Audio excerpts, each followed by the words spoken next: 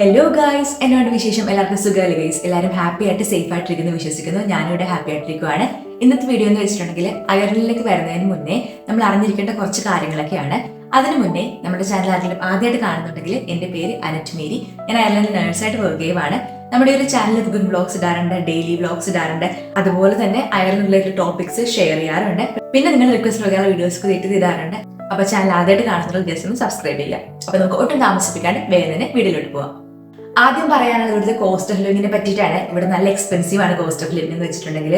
For example ഇവിടുത്തെ rent എന്ന് വെച്ചിട്ടുണ്ടെങ്കിൽ നമുക്ക് കിട്ടുന്ന സാലറിയുടെ 50 to 70% റെന്റ് കൊടുക്കേണ്ടി വരും.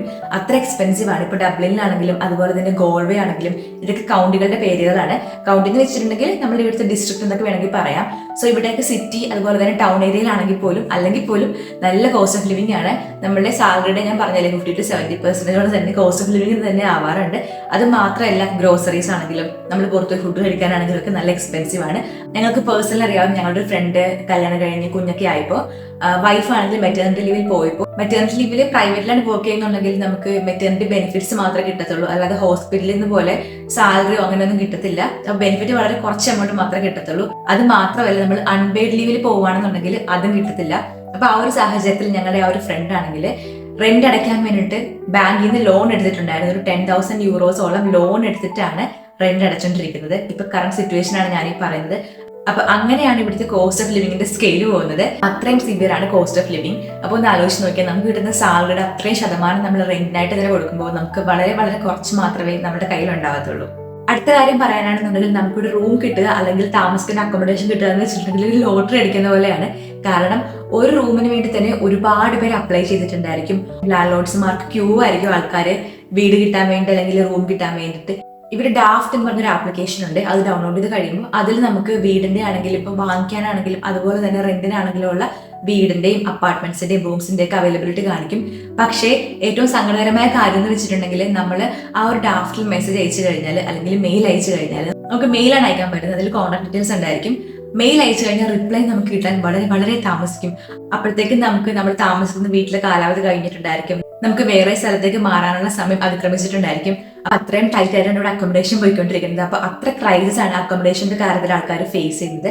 ഒരുപാട് പേരുടെ മെസ്സേജ് ഒക്കെ അയച്ച് ചോദിക്കാറുണ്ട്. നാട്ടിൽ നിന്ന് വരുന്ന സ്റ്റുഡൻസ് ആണെങ്കിലും, ചേച്ചി അവിടെ അക്കോമഡേഷൻ ഉണ്ടോ, ഇവിടെ അക്കോമഡേഷൻ ഉണ്ടോ. പക്ഷെ സാഹചര്യം എന്ന് വെച്ചിട്ടുണ്ടെങ്കിൽ നല്ല പ്രശ്നമാണ് അക്കോമഡേഷന്റെ കാര്യം. റൂം കിട്ടാനാണെങ്കിലും ഷെയർ അക്കോമഡേഷൻ ആണെങ്കിൽ പോലും പാടാണ്.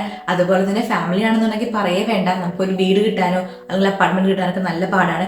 ഇനി അഥവാ കിട്ടിയാൽ പോലും നല്ല എക്സ്പെൻസീവ് ആയിരിക്കും. നല്ല എമൗണ്ട് നമ്മൾ ഡെപ്പോസിറ്റും കൊടുക്കണം. അതുപോലെ തന്നെ അവിടെ താമസിക്കാൻ നമുക്ക് മന്ത്ലി നല്ലൊരു എമൗണ്ട്, ഇപ്പൊ ഫാമിലീസ് ആണെങ്കിൽ 2,500-3,000 യൂറോയോളം മന്ത്ലി പേ ചെയ്യുന്ന ഒരുപാട് കപ്പിൾസിനെ എനിക്കറിയാം. അതുപോലെ തന്നെ സിംഗിൾസ് ആണെങ്കിലും 500-600 യൂറോയൊക്കെയാണ് ഒരു മാസം നമുക്ക് റെന്റിന് തന്നെ വരുന്നത്.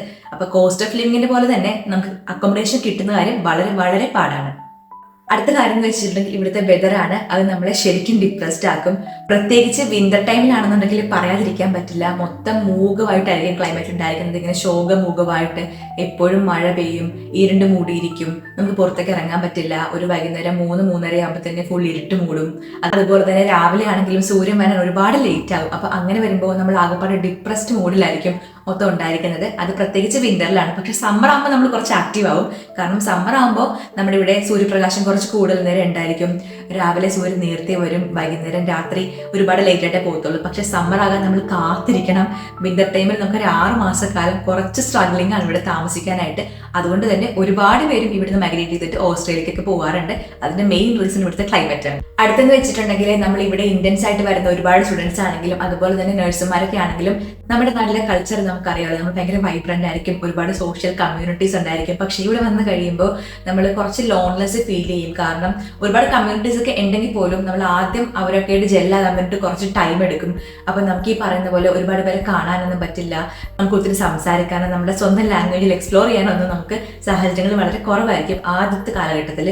അപ്പോൾ ആ ഒരു കടന്നു കിട്ടാൻ കുറച്ച് ബുദ്ധിമുട്ടാണ്. അതുകൊണ്ട് തന്നെ ആദ്യത്തെ കാലങ്ങളിൽ നമുക്ക് അയർലൻഡ് വന്നു കഴിയുമ്പോൾ നല്ല ലോൺലെസ് അനുഭവിക്കും. അപ്പൊ ഇത് ശരിക്കും പറഞ്ഞു കഴിഞ്ഞാൽ ആദ്യമായിട്ട് അയർലൻഡ് വരുന്ന ആൾക്കാരെ സംബന്ധിച്ചിടത്തോളം കുറച്ച് സ്ട്രഗ്ലിംഗ് പീരീഡ് ആയിരിക്കും ആദ്യത്തെ ആ ഒരു കാലഘട്ടം.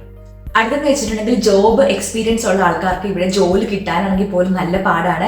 ഫോർ എക്സാമ്പിൾ സ്റ്റുഡൻസ് ആയിട്ട് വന്നിട്ട് ഇവിടെ പഠിച്ചെല്ലാം കഴിഞ്ഞിട്ട് അവർക്ക് ജോബ് കിട്ടാനാണെങ്കിൽ പോലും നല്ല പാടാണ്. അവർക്ക് പ്രീവിയസ് എക്സ്പീരിയൻസ് ചോദിക്കും. അതുപോലെ തന്നെ ഒരുപാട് ഇന്റർവ്യൂസ് അറ്റൻഡ് ചെയ്താലായിരിക്കും അവർ വിചാരിക്കുന്ന ആ ഒരു പൊസിഷൻ എത്തുന്നത്. പിന്നെ ലക്കും കൂടെ ഫാക്ടറാണ്. അപ്പൊ ഇതെല്ലാം കൂടെ നോക്കിയിട്ട് നല്ല സ്ട്രഗ്ലിംഗ് ആയിരിക്കും സ്റ്റുഡന്റ് പീരീഡിലാണെങ്കിൽ പോലും, അത് കഴിഞ്ഞിട്ട് കിട്ടുന്ന ജോലി ആണെങ്കിൽ പോലും.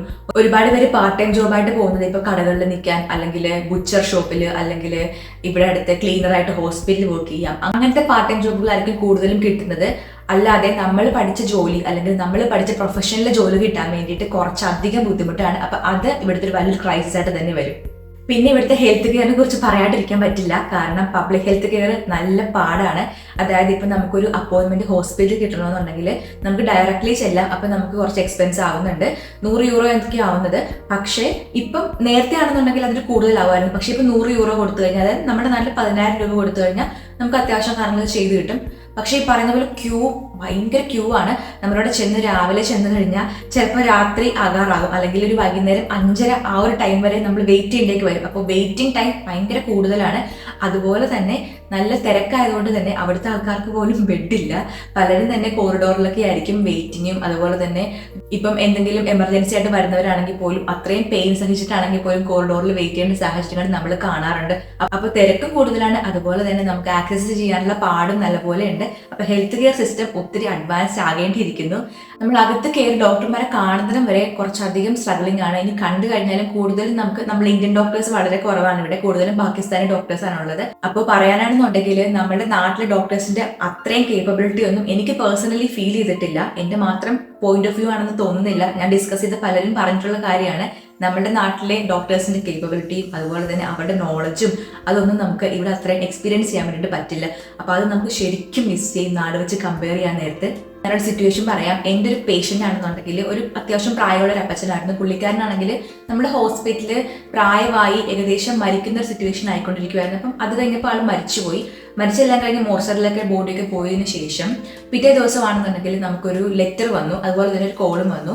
അതായത് പുള്ളിക്കാരൻ്റെ കാറ്ററാക്ട് സർജറിയുടെ ഡേറ്റ് അടുത്ത ആഴ്ച ഷെഡ്യൂൾ ചെയ്തിട്ടുണ്ടെന്ന് പറഞ്ഞിട്ട്. അപ്പോൾ ഞാൻ പറഞ്ഞു, അപ്പച്ചൻ മരിച്ചുപോയി, ഇനി ഇത് കിട്ടിയിട്ട് കാര്യമില്ല, സമയം കഴിഞ്ഞല്ലോ എന്ന് പറഞ്ഞു. ഇങ്ങനെയാണ് ഇവിടുത്തെ സിറ്റുവേഷൻ. ലിറ്ററലി പറയാനാണെന്നുണ്ടെങ്കിൽ നമുക്കൊരു ഓപ്പറേഷന് ഡേറ്റോ അല്ലെങ്കിൽ എന്തെങ്കിലും സർജറിക്ക് കിട്ടാനാണെന്നുണ്ടെങ്കിൽ ഒരുപാട് നാള് വെയിറ്റിംഗ് പീരീഡ് ഉണ്ട്. അതെല്ലാം കഴിഞ്ഞ് നമ്മൾ വെയിറ്റ് ചെയ്തിരിക്കുമ്പോൾ അവരത് പോസ്റ്റ്പോൺ ചെയ്യും. അങ്ങനെ കുറേ കാര്യങ്ങളുണ്ട്. അപ്പോൾ ഹെൽത്ത് കെയർ സിസ്റ്റം നമുക്ക് കമ്പയർ ചെയ്യാൻ പറ്റില്ല നാട്ടിലുമായിട്ട്. അപ്പോൾ അത്രയും ഡിഫറൻസ് ആണ് ഇവിടെ ഉള്ളത്. നമ്മൾ ഏകദേശം മരിക്കാറാകുമ്പോൾ അല്ലെങ്കിൽ മരിച്ചു കഴിയുമ്പോഴായിരിക്കും നമുക്ക് ഈ പറയുന്ന പോലെ സർജറിയുടെ ഡേറ്റോ അല്ലെങ്കിൽ നമുക്ക് എമർജൻസി ആയിട്ട് ചെയ്യേണ്ട എന്തെങ്കിലും ഓപ്പറേഷൻ്റെ ഡേറ്റോ ഒക്കെ കിട്ടുന്നത്. അപ്പോൾ അത് ഇവിടുത്തെ ഏറ്റവും വലിയൊരു നെഗറ്റീവായിട്ട് എനിക്ക് തോന്നിയിട്ടുണ്ട്. ഓർക്കണം, ഈ പറയുന്ന അപ്പച്ചനാണെങ്കിൽ പോലും ഇവിടുത്തെ സിറ്റിസൺ ആണ്, നമ്മൾ ഇന്ത്യൻ സിറ്റിസൺ ഒന്നും അല്ല. എന്നിട്ട് പോലുള്ള അവസ്ഥയാണ് ഞാൻ ഈ പറയുന്നത്. അപ്പൊ നമ്മൾ ഇന്ത്യൻസിന്റെ കാര്യമാണെങ്കിൽ പറയേണ്ടതില്ലല്ലോ. അപ്പൊ ഇവിടുത്തെ ഹെൽത്ത് സിസ്റ്റം വളരെ വളരെ കമ്പയർ ചെയ്യാൻ പറ്റാത്തതാണ് ഇന്ത്യയുമായിട്ട് നോക്കാനാണെന്നുണ്ടെങ്കിൽ.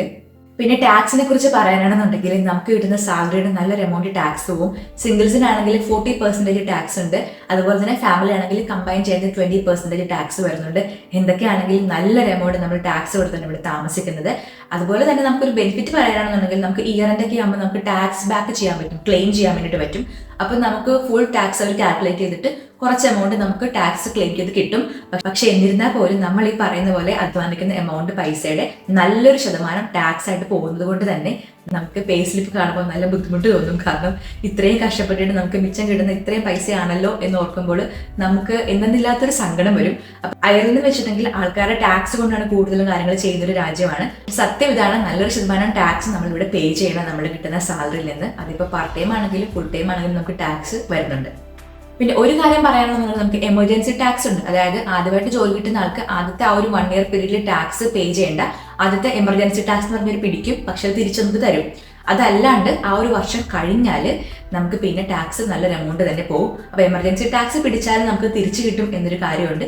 പക്ഷേ അത് കഴിഞ്ഞ് വരുന്ന വർഷങ്ങളിലുള്ള ടാക്സ് ഒന്നും തിരിച്ചു കിട്ടത്തില്ല. തിരിച്ചു കിട്ടും, നമുക്ക് ഓവർ പെയ്ഡ് ആണോ അല്ലെങ്കിൽ അണ്ടർ പെയ്ഡ് ആണോ നോക്കിയിട്ട് ആ ഒരു ഇയർ എൻഡ് ആകുമ്പോൾ നമ്മൾ അപ്ലൈ ചെയ്ത് അവർ കാൽക്കുലേറ്റ് ചെയ്ത് കഴിയുമ്പോൾ ഓവർ പെയ്ഡ് ആണെങ്കിൽ നമുക്ക് ആ കുറച്ച് എമൗണ്ട് തിരിച്ചു കിട്ടും. അണ്ടർ പെയ്ഡ് ആണെങ്കിൽ നമുക്ക് നെക്സ്റ്റ് ടൈം കിട്ടുന്ന സാലറി എന്നൊക്കെ അത് ഡിഡക്ട് ചെയ്ത് പോവുകയാണ് ചെയ്യുന്നത് ടാക്സ്. അപ്പോൾ ടാക്സിന്റെ കാര്യം ഇങ്ങനെയൊക്കെയാണ്. നല്ലൊരു എമൗണ്ട് ടാക്സ് നമ്മളിവിടെ പേ ചെയ്യണം. അടുത്ത കാര്യം എന്ന് വെച്ചിട്ടുണ്ടെങ്കിൽ നമ്മുടെ വിസയെ പറ്റിയിട്ടാണ്. നമ്മുടെ വർക്ക് വിസയുടെ കാലാവധി ചിലർക്ക് 2 വർഷമായിരിക്കും, ചിലർക്ക് 1 വർഷമായിരിക്കും. അപ്പോൾ ഈ ഒരു കാലാവധി കഴിഞ്ഞിട്ട് കോൺട്രാക്ട് റിന്യൂ ചെയ്ത് കിട്ടിയില്ലെന്നുണ്ടെങ്കിൽ നമുക്ക് സ്ട്രെസ് തുടങ്ങും. നമുക്ക് ഇവിടുത്തെ പൗരത്വം ഇല്ലാത്തതുകൊണ്ട് തന്നെ നമ്മുടെ ജോബാണ് ഇവിടുത്തെ വിസ. അപ്പം നമ്മുടെ ജോബിന്റെ കാലാവധി കഴിഞ്ഞിട്ട് അവർ എക്സ്റ്റെൻഡ് ചെയ്ത് തന്നില്ലെങ്കിൽ നമുക്ക് തിരിച്ചു പോകേണ്ടി വരും. എനിക്കറിയാവുന്ന ഒരുപാട് പേർക്ക് ഇവിടുത്തെ ജോലിയുടെ അവരുടെ കാലാവധി കഴിയുന്നതിന് മുന്നേ തന്നെ തിരിച്ച് നാട്ടിലേക്ക് പറഞ്ഞൊരു സിറ്റുവേഷൻ ഉണ്ടായിട്ടുണ്ട്. അങ്ങനെ നോക്കാനാണെന്നുണ്ടെങ്കിൽ നമുക്കൊരു സ്ട്രെസ് ലൈഫ് ശരിക്കും എക്സ്പെക്ട് ചെയ്യണം ഇവിടെ. കാരണം നമ്മുടെ ജോബാണ് നമ്മുടെ വിസ, ഞാൻ പറഞ്ഞല്ലോ. അപ്പം നമ്മുടെ ജോബ് പോകുന്നുണ്ടെങ്കിൽ നമുക്ക് തിരിച്ച് നമ്മുടെ നാട്ടിലേക്ക് പോകേണ്ടി വരും. അപ്പം അങ്ങനെ നോക്കാനാണെങ്കിൽ കുറച്ച് സ്ട്രെസ്ഫുൾ സിറ്റുവേഷൻ ആണ്. പക്ഷേ ഈ പറയുന്ന എല്ലാവർക്കും അത് ഫേസ് ചെയ്യേണ്ടി വരത്തില്ല. നമുക്ക് ഗവൺമെന്റിൽ കിട്ടുന്നുണ്ടെങ്കിൽ പേടിക്കേണ്ട കാര്യമില്ല. നഴ്സുമാർക്ക് അവരുടെ ജോബ് അത്യാവശ്യം സെക്യൂർഡ് ആയിരിക്കും. പക്ഷെ അല്ലാത്ത സിറ്റുവേഷനുള്ള ആൾക്കാരുടെ കാര്യമാണ് ഞാൻ ഈ പറയുന്നത്. അപ്പൊ ജോബ് നമുക്ക് പോയി കഴിഞ്ഞാൽ തിരിച്ച് നമുക്ക് നാട്ടിലേക്ക് പോകേണ്ടി വരും. അപ്പൊ അങ്ങനെ ഒരു സ്ട്രെസ് ലൈഫ് എക്സ്പെക്ട് ചെയ്തിട്ട് വേണം ഇങ്ങോട്ട് വരാൻ. അടുത്ത കാര്യം എന്ന് വെച്ചിട്ടുണ്ടെങ്കിൽ നമുക്ക് ഇവിടെ താമസിച്ച് 5 വർഷം കഴിയുമ്പോൾ ഇവിടുത്തെ സിറ്റിസൺഷിപ്പിന് അപേക്ഷിക്കാനുള്ള പ്രൊവിഷൻ ഉണ്ട്. പക്ഷേ നമ്മൾ അപേക്ഷിച്ച് കഴിഞ്ഞ ഒരു സിറ്റിസൺ ആയി കഴിയുമ്പോൾ നമുക്ക് പിന്നെ കിട്ടുന്നത് OCI കാർഡാണ്. OCI എന്ന് വെച്ചിട്ടുണ്ടെങ്കിൽ നമുക്ക് ഓവർസീസ് സിറ്റിസൺ ഓഫ് ഇന്ത്യ ആണ്. അപ്പോൾ നമുക്ക് ഒരിക്കലും നമ്മുടെ നാട്ടിലെ എല്ലാ റൈറ്റ്സും കിട്ടത്തില്ല. അത് മാത്രമല്ല നമ്മുടെ പാസ്പോർട്ട്, ഇന്ത്യൻ പാസ്പോർട്ട് സബ്മിറ്റ് ചെയ്യണം. നമുക്ക് ഡ്യുവൽ പാസ്പോർട്ട് ഹോൾഡ് ചെയ്യാൻ റൈറ്റ്സ് ഇല്ല ഇന്ത്യൻസിന്. അപ്പോൾ ഐറിഷ് ആയി കഴിഞ്ഞാൽ വൺസ് ഐറിഷ് തന്നെ ആയിരിക്കും. പിന്നെ നമുക്ക് ഇന്ത്യൻ പൗരത്വം കിട്ടണമെന്നുണ്ടെങ്കിൽ നമ്മൾ തിരിച്ച് നാട്ടിൽ പോയി സെറ്റിൽഡായി 5 വർഷം താമസിച്ച് കഴിഞ്ഞാൽ കിട്ടത്തുള്ളൂ. അപ്പൊ അങ്ങനെ ഒരു കാര്യം കൂടെ ഉണ്ട്. ഇവിടുത്തെ പൗരത്വം കിട്ടിക്കഴിഞ്ഞാൽ ലോങ് ടൈമിലൊക്കെ ഇവിടെ നിൽക്കാനാണെന്നുണ്ടെങ്കിൽ പ്രശ്നമില്ല. അല്ലെങ്കിലുള്ള കാര്യമാണ് ഞാൻ ഈ പറഞ്ഞത്. പിന്നെ ഈ പറയുന്ന പോലെ എല്ലാവരും ഇവിടെ വന്നതിന് ശേഷം ഡ്രീം ലൈഫ് ഒന്നും അച്ചീവ് ചെയ്യുന്നില്ല. ഒരുപാട് പേര് സ്ട്രഗിൾ ചെയ്യുന്നുണ്ട് ഫിനാൻഷ്യലി ആണെങ്കിലും. പക്ഷേ ഇതൊക്കെ ഫേസ് ചെയ്യാൻ ഓക്കെ ആണ് എന്നുണ്ടെങ്കിൽ നമുക്ക് ധൈര്യമായിട്ട് ഇങ്ങോട്ട് പോരാ. അതുപോലെ തന്നെ നമുക്ക് ഒരുപാട് ഇന്ത്യൻ കമ്മ്യൂണിറ്റീസ് ഒക്കെ ഉണ്ട്. അവർക്കായിട്ട് മിങ്കിൾ ചെയ്ത് പോയി കഴിയുമ്പോൾ നമുക്ക് നാടുമായിട്ടുള്ള കണക്ഷൻ കുറച്ചൊക്കെ കിട്ടും.